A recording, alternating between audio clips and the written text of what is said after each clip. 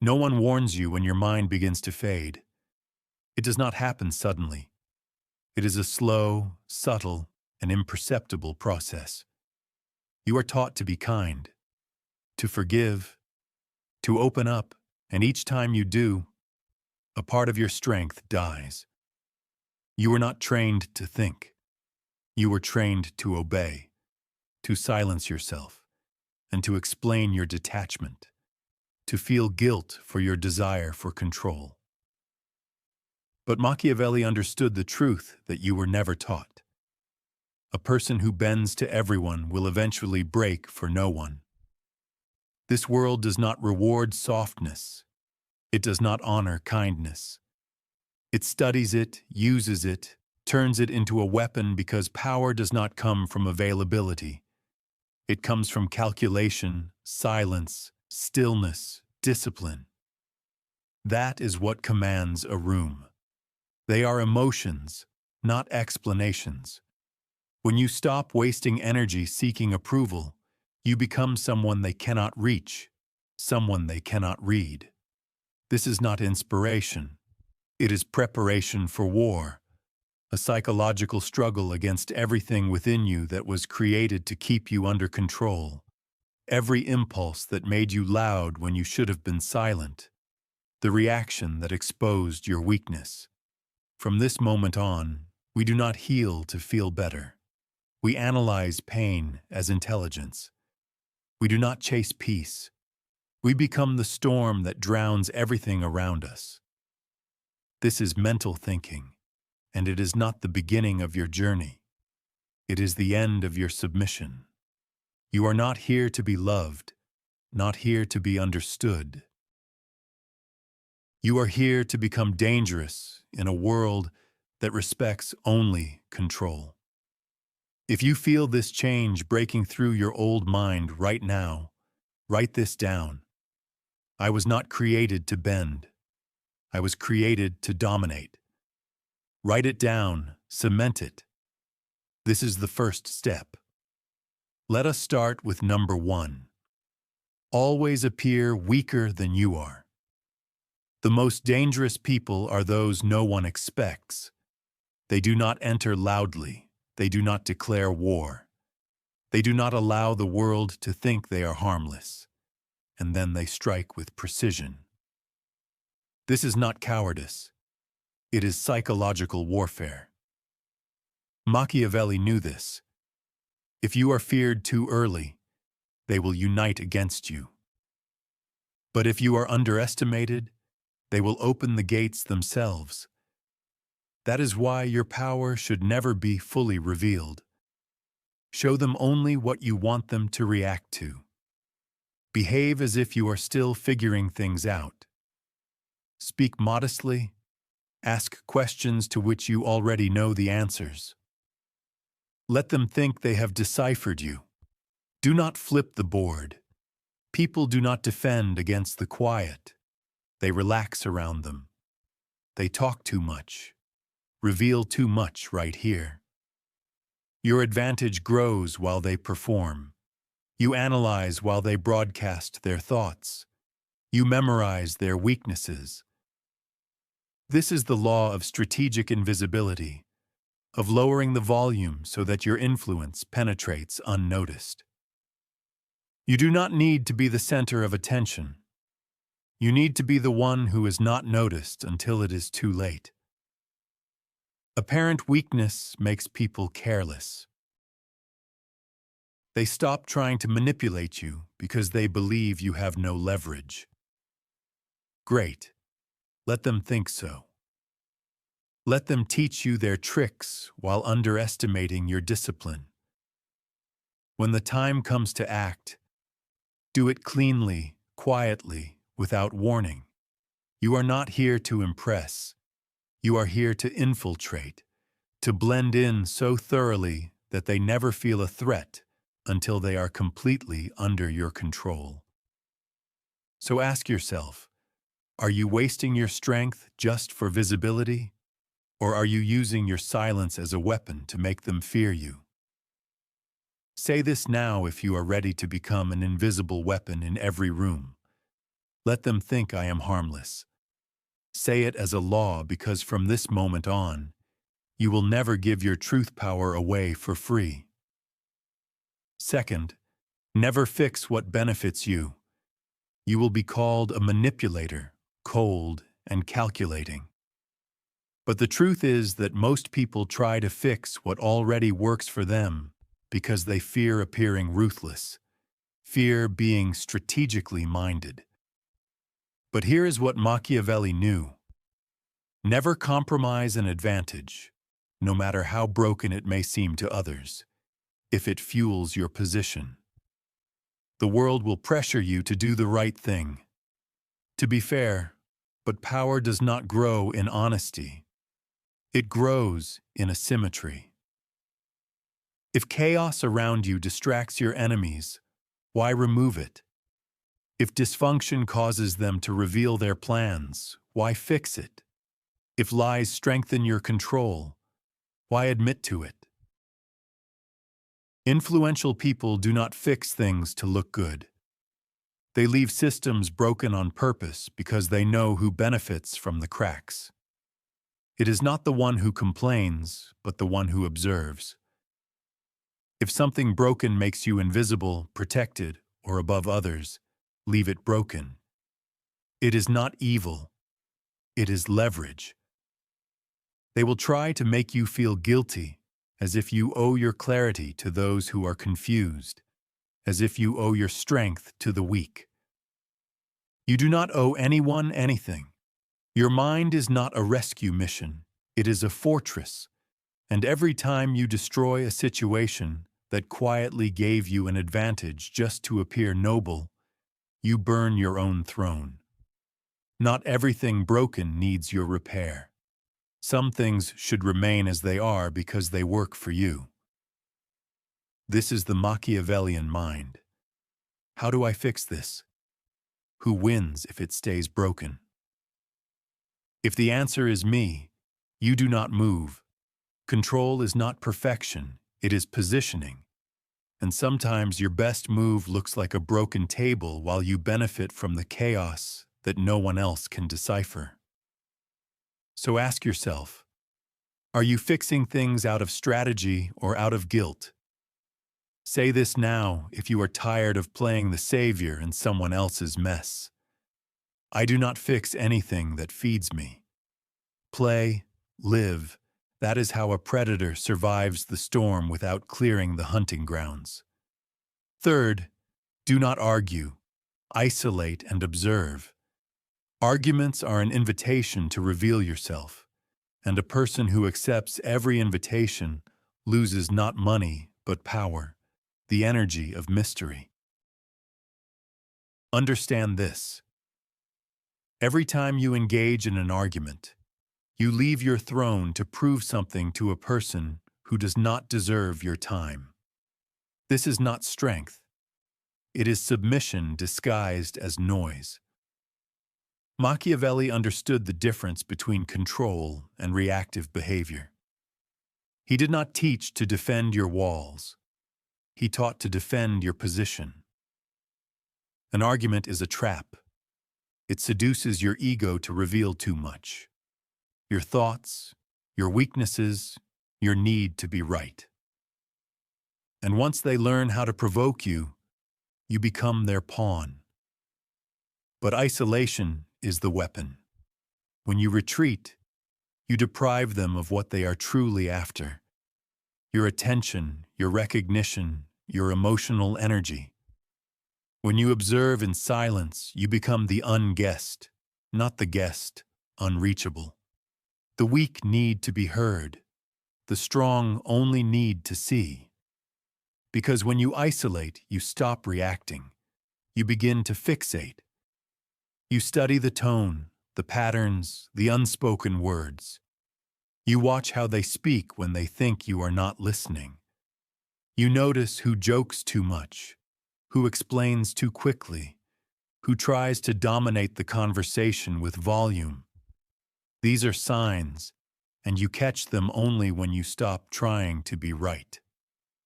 The most psychologically dominant people in history were not loud. They were calm, calculated, and quiet. They observed as others destroyed their own reputations by begging for reactions, and they offered none, because silence is not absence. It is dominance under control. You do not need to prove anything. Your calmness will do that for you. Your detachment will expose them. Your absence will punish deeper than any reply. When you argue, you meet them at their level. When you isolate yourself, you force them to confront their own voice echoing in your silence. This is not an escape from conflict. It is the knowledge of how to win it without losing your advantage, without revealing your strategy, without giving them the satisfaction of dragging you into chaos. You are not here to be right. You are here to rule. Ask yourself, when was the last time your silence made someone nervous? When was the last time you refused to explain and it made them explain themselves twice? Take note of this now. If you are tired of exchanging your presence for acknowledgement, my silence, my position, secure that. Because from this moment on, you do not argue. You disappear. You do not engage. You observe. You do not react. You record. And when the time comes, you do not explain. You act. Command respect through absence. People do not value what is always nearby. They become accustomed to presence. They normalize your energy, your time, your attention, until they begin to perceive it as background noise. The more you offer it for free, the more invisible you become. Machiavelli understood this psychological truth long before it had a name. If they can easily access you, they will never fully respect you.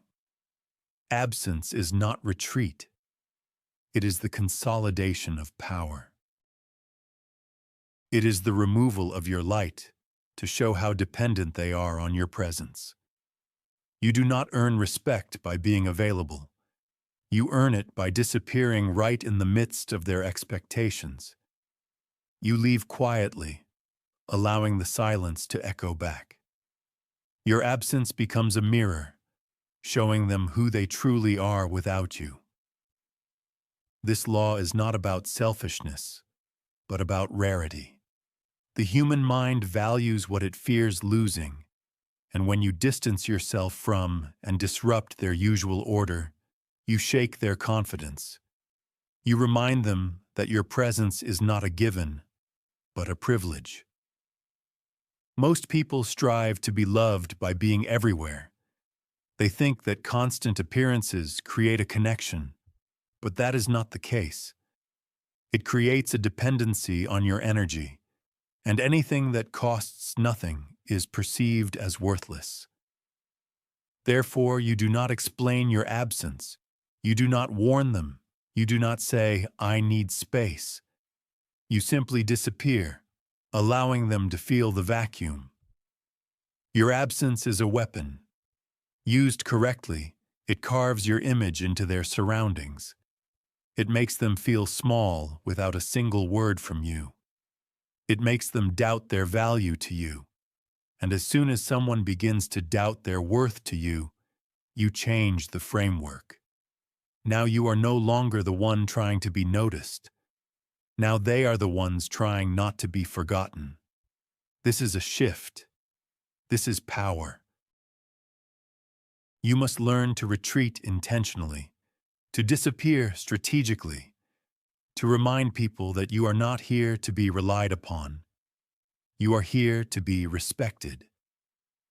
And respect does not grow in noise. It develops in silence, in retreat, in absence. This is especially true when people start to take you for granted, when they assume that you will always respond, always appear, always solve things. Do not complain, do not warn. Just remove your presence like a sword drawn from a sheath. Let absence speak, something your pride will never say. When you return, if you return, you will do so on your terms, quietly and composed, without changes. You do not owe them explanations because respect, once lost, is only restored through distance. Ask yourself, are you present out of strength or out of fear of being forgotten? When my absence teaches what my words never could, number 5. Reward slowly, punish without warning. If your rewards are predictable, they lose their power. If your punishments are delayed, they lose their edge. The powerful understand one principle that most ignore. Impression is everything, and nothing impacts like surprise. Therefore, you reward with calculation and punish silently. Machiavelli warned rulers that it is better to be feared than loved, but he did not mean reckless cruelty. He spoke of precision, controlled consequences, rewards that seem deserved, punishments that become unforgettable. The more predictable you are, the more others learn to play on your nature. But when your reaction is delayed, it becomes subtle and surgically precise. You become dangerous because no one knows when you will strike. You reward slowly because it makes them seek your approval. It makes your praise valuable. It ensures that their consistency is not for show. Ah, the real deal, when you give too early, they pretend to be loyal. When you do it too often, they stop valuing the reward. But if you give rarely, your acknowledgement becomes sacred, a rare signal that they have truly impressed you. That is the power. This is the psychological advantage. Now, regarding punishment, that is a completely different beast. You do not announce it. You do not threaten. You do not hint. You disappear. You withdraw, taking your energy, your effort, your attention. And when they ask what went wrong, you respond with silence, letting them sit in uncertainty. Let them suffer in confusion. This is the correction. This is the sting, not fury, not reaction, just removal. Because the one who punishes in silence breeds paranoia. They will fear not only making a mistake again, but they will fear not understanding what exactly is a mistake for you. This is how you maintain control without raising your voice. Your calmness is the sharpest form of discipline.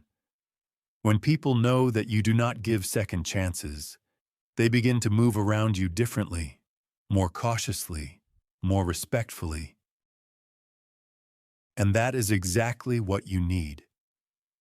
You must become the one who does not reward noise and does not correct with noise, the one who sees everything but rarely reacts. This rarity drives people crazy. They will try to decipher you. They will wonder what you like, what you do not like, what brings you joy, and this guessing game is your throne. Because while they are trying to please you, you have already won. So do not praise too quickly. Do not forgive too quickly. Do not correct with emotions, rewarding results and punishing for disrespect. Not with chaos, but with absence. Make it clear that gaining your attention is a privilege, while losing it is a sentence. Ask yourself, do your rewards make them loyal or lazy? Do your punishments make them better or bolder? Write this down now if you are tired of being predictable. I reward with precision. I punish with silence. Let them earn everything. Let them fear losing anything. This is not cruelty. This is control. Never reveal anything. Let them talk. The one who speaks first always loses ground.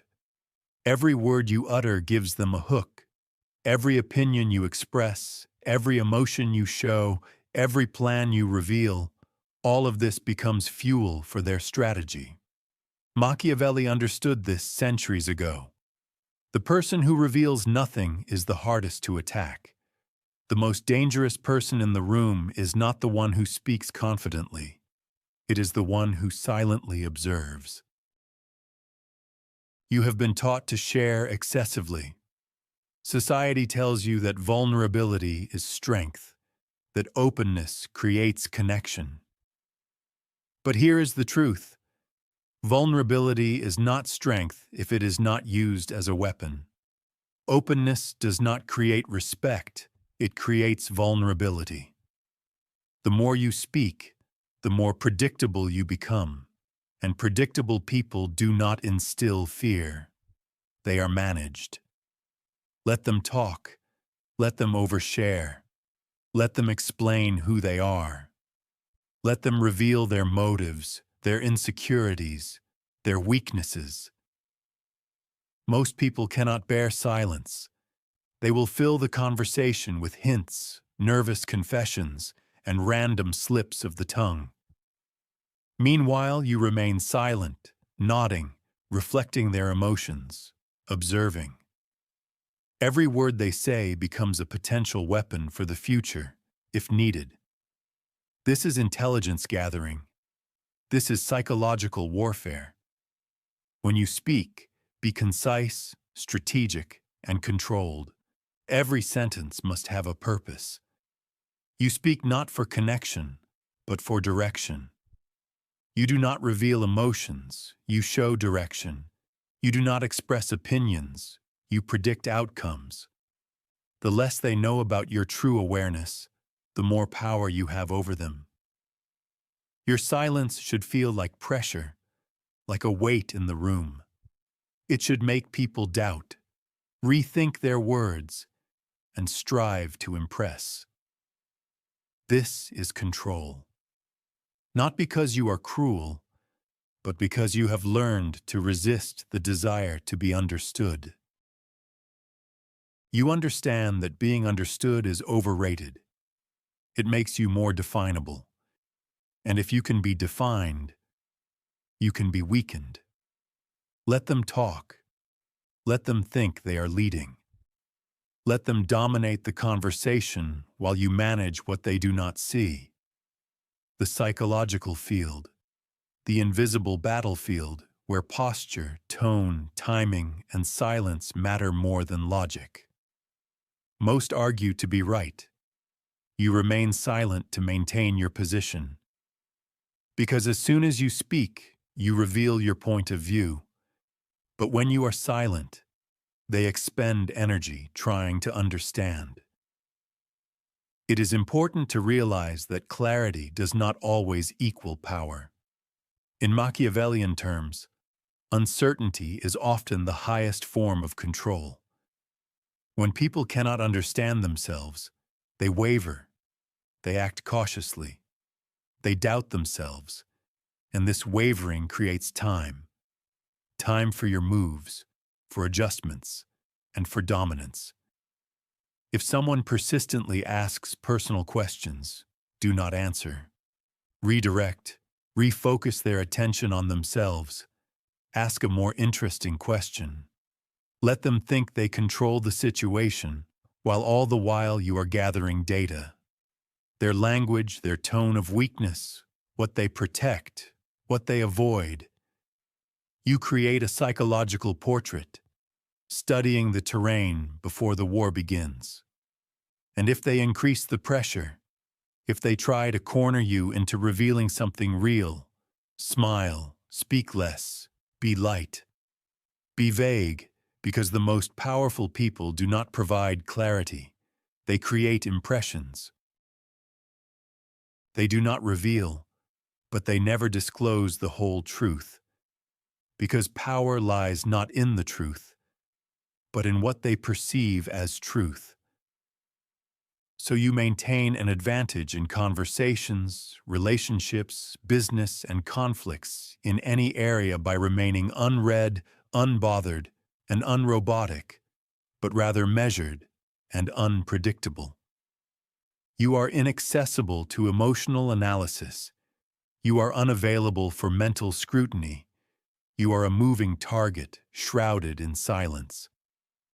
This is especially important when interacting with manipulators, narcissists, or provocateurs. They feed on your reactions. They study your expressions. They thrive on the information you give away for free. If you reveal nothing, people begin to feel anxious. They become careless and show more than they would like. Those who crave power seek control, and when they cannot control your thoughts, they become lost in their attempts. At that moment, your silence becomes a mirror reflecting their own instability. Say nothing. Just remain calm. Let them exhaust themselves trying to decipher you. In social circles, this silence makes you alluring and mysterious. People start to wonder what you are thinking, what your story is, and why you do not reveal yourself like everyone else. They may call you arrogant, cold, or detached, but beneath all that lies curiosity, and that curiosity is your advantage. People are drawn to what they do not understand, and when they want access to your mind, they begin to respect your boundaries more. Let people misunderstand you. Let them create stories about you. You owe them nothing. No explanations, no confirmations, no insight into your inner world. The more they speculate, the more they will observe, and the more they observe, the more you control what is happening. Ask yourself, when was the last time someone tried to impress you simply because you did not reveal what impresses you? When was the last time your silence made someone so anxious that they made a mistake? If you are tired of being read, my silence is my shield. Your words are my weapon. Let it settle. From this moment on, your goal is not to be understood, but to remain a mystery. You are here not to share, but to study, to listen, to accumulate, and to act only when it benefits you. Manage the frames, or be managed by them. The first one to define the situation usually wins, because once the frame is established, everyone else adjusts to it. They react, defend themselves, respond, and every reaction is a form of submission. This is why Machiavelli warned about perception. The lever of power lies in controlling how people see a situation. You do not need to control them directly. They will limit themselves. The frame is an invisible battlefield. It determines who is right, who is wrong, who is confident, who is pursuing, who is beneath, and most people enter the frames created to restrict them. They respond to questions that should have been dismissed. They justify themselves when they deserve no condemnation. They shrink under expectations that were never their own. This happens when you enter someone else's frame unprepared. However, the strong build the room before they enter it. They set the rhythm, the tone, the boundaries before a single word is spoken. They have already created the framework of the meeting. And once you control the frame, you control the emotional logic of the people within it. They will label your silence as confidence, your restraint as maturity, your indifference as a mystery. You have not changed. You have simply mastered the context. Manage the frame by controlling your entrance, your energy, your words. Never enter a space seeking comfort or approval. Enter as if you belong there, quietly and confidently focused. People respond more to your energy than to your words. If your position is strong, they will reflect it. If it is weak, they will impose theirs upon you. If someone tries to establish their point of view against you, do not argue. Reject the very assumption. When asked why you are always so detached, you do not need to explain. You respond, I value distance. It preserves everything real. In this way, you turn distance into strength. Now they are adapting to you. If they ask why you are so cold, reply, because warmth clouds judgment. Never defend yourself. Rewrite the rules. This is how you maintain control of the situation. It is not only about words. It also involves visual and physical manifestations. Your posture, your skin, the speed of your reactions. Everything sets the tone. When you move slowly, you listen more than you speak. When your facial expression remains unchanged, you create the boundaries of space. You send a message. This is my world. You are guests here. People will try to pull you into their stories, into their frames of drama, urgency, guilt, or pity. Do not give in. Let them perform their shows. Let them shout and accuse. You remain still. Let their chaos crash against your stillness. It is then that those around you begin to see who truly controls the situation. Ask yourself, are you living by your own rules or constantly reacting to others? Write this down if you are ready to set the tone in every room you enter. I create the frames. They adapt to me. And now, do not explain yourself. You define the terms, not to impress, not to dominate, but to never become a prisoner of someone else's perception. Never ask for access. Become access yourself. Access is power. And in this world, the one who asks finds themselves under the control of the one they are asking. Look around. Everyone is chasing access. Attention, influence, money, people, rooms that they think will give them significance. But as soon as you start chasing access, you have already acknowledged that you have no power. You have given it away, and no one respects those who chase the throne. They respect those whom others aspire to, but can never fully reach. Machiavelli understood this centuries ago. He knew that true influence lies not in being accepted, but in being needed, uninvited, yet in demand. Because your presence is the variable that determines whether something will move or collapse. You do not want to be at the table because you asked. You want to be at the table because without you, the room lacks weight. And how do you achieve this position? Stop chasing visibility and start becoming valuable in absence. Build so much psychological, intellectual, and emotional capital quietly that your absence becomes a problem for others. This is power, not in shouting to be noticed, but in compelling recognition through results and detachment. You see, most men try to create a network to become significant. They spend time trying to impress, flatter, and prove themselves. They dress up, speak, and try to fit in. But the strong do the opposite. They do not try to gain access. They create it. They create something so precise, powerful, and focused that others begin to revolve around them, not out of pity, but out of necessity, out of fear of being excluded, out of curiosity for someone who has not tried to impress them. You must become that person, and for that, you need to cultivate distance. Reject the cheap reward of approval. Make your work, your silence, and your boundaries speak louder than your words. Imagine a room full of people, all talking, trying to be heard. One person sits quietly, calmly, focused, observing, without a hint of anxiety.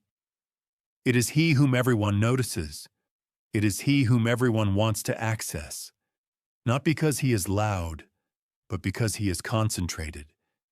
He radiates authority without even trying, because this authority has been earned, not through approval, but through isolation, observation, and execution. If you are always available, you are not valuable. If you are always present, you are ordinary. If you explain yourself every time, you become predictable. Stop trying to hold on at night. Speak less. Move less. Let them come to you. This is the true law. You must become someone whom others want to access. This means you build a life that is so disciplined and so mentally fortified that most people cannot even comprehend how you operate. You wake up early not to boast, but because you do not trust the world to keep up with you. You keep your circles small, not because you are antisocial, but because you understand that the levers of power get lost in the noise. You distance yourself from the gossip of parties and superficial status, not because you are weak, but because you are building a position of influence without conspiring. And when they notice you, when they finally pay attention, curious about what you have been doing and where you have been, you do not explain. You let your results speak for you. Let your aura unsettle them. Let your absence speak louder than their noise. This is how you become the access point they seek. People will try to accuse you of thinking you are better. The answer is simple. No, I just no longer need to be understood. Understand this. The person who controls the gates is the one who can say no, and the one who can say no holds all the power. If you are always striving for access, you will never have the strength to walk away from what does not serve you. And if you cannot walk away, you are already in captivity. Your silence becomes a filter. Your detachment becomes a test. Your presence becomes a rare event that others are glad to witness. And when you enter a room, when you speak, they listen, not because you demanded it, but because you left them hungry until they noticed your presence. This is how Machiavellian power operates. It does not beg. It builds. It does not explain. It shapes. It does not chase. It attracts by withdrawing. And here lies the deepest level.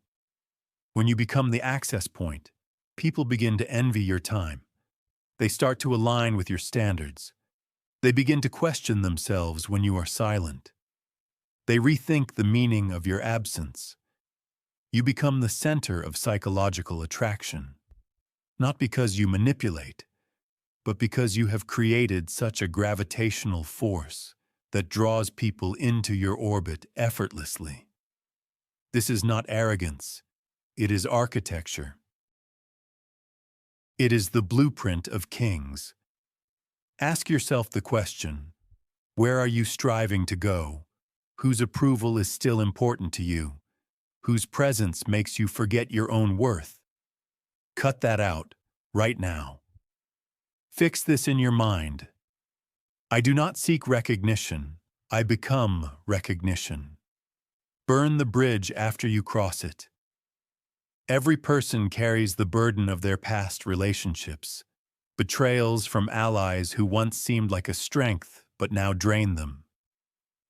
The weak continue to cling to these connections out of guilt, fear, but a Machiavellian does not look back. They know that the bridge that brought them here must be burned, because if it remains, the temptation to return will also remain. You will not evolve while staying connected to those who were meant for your former self. Growth is not a group activity. Transformation requires isolation. You do not leave open lines of communication with those who once doubted you, disrespected you, or tried to control your path. You burn those lines, logically, calmly, and without explanation. Machiavelli taught that when a prince gains new power, he must destroy the old order because if it remains, it becomes a threat. Your old circle is the old order. They do not respect this new version of you. They remember the person who wavered, who pleaded, who doubted themselves, and they will continue to speak to that person even when they no longer exist. What you do is eliminate access, burn the bridge. And when they ask why you are not saying anything, it is because the moment you try to explain your absence, you are already losing control. Power does not explain, it takes. A person who needs to justify their silence still fears being misunderstood. You are not here to be understood. You are here to be obeyed or left alone. Let them feel your absence more strongly than ever your presence. That is how a legacy is created. That is how fear is sown. Now let's talk about why most people do not do this. Because burning bridges seems irreversible, reversible decisions frighten the indecisive. But that is why it works. That is why it is necessary. There is no way back. Your mind becomes sharper. Your focus narrows. There is no room for doubt, for weakness. You need to move forward because there is no safety net behind you. That is how warriors are created. That is how kings rise, not looking back, but removing every path leading back to weakness. Sometimes the bridge that needs to be burned is not a person, but a version of yourself, a mindset, an identity habit that once protected you but now keeps you captive. Burn that, without ceremony, without apologies. You are not obligated to be loyal to your past self. That person was trying to survive. You have come to dominate. The game is different. The rules have changed.